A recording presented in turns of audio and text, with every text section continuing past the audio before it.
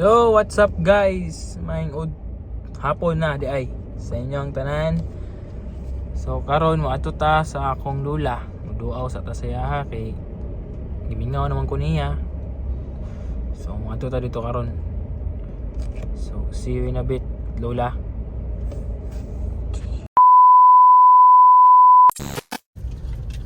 Mo din ni guys ang ginabuhat nga overpass o flyover, but si tawag ani basta ka na muagi ang sakyanan sa taas ba para di na mag traffic daw dire kay kining lugaran ni grabe ka traffic ini mag rush hour. Karon mo na iyang progress niya guys.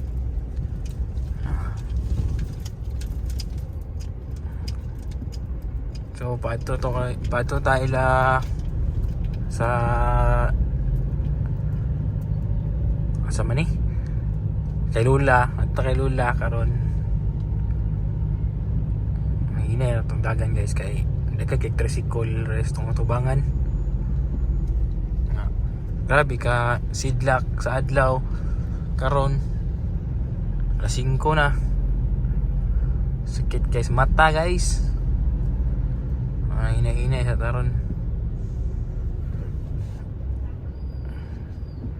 So kita rata guys pag-abot na ako kay Lola guys. So nanata diri guys sa Forest Lake.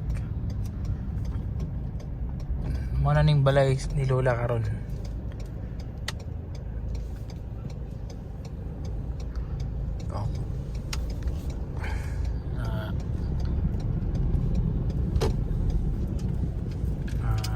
Kuya kay balay si Lola guys. Pindot kay gate oh.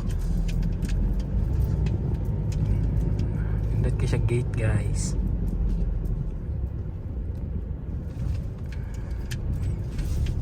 Muni ang Forest Lake, General Santos City.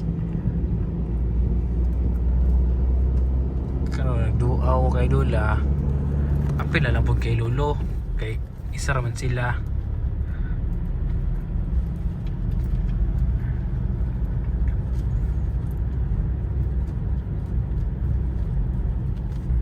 Nabot na dali kay Lula.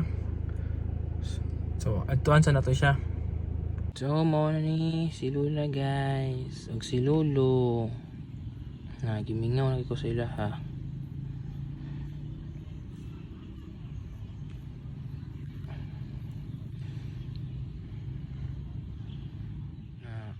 Pagkamatay ni Lolo, ni Lula kay November 20. Nya ang birthday ni Lolo November 21. Mao na siguro gikuha na ni Lolo si Lola kay gimingaw na siya kay Lola. Ug na siya kauban sa ang birthday sa taas. So, wala ko. Ana ra ko sa mga puno pod. So, bye bye Lo.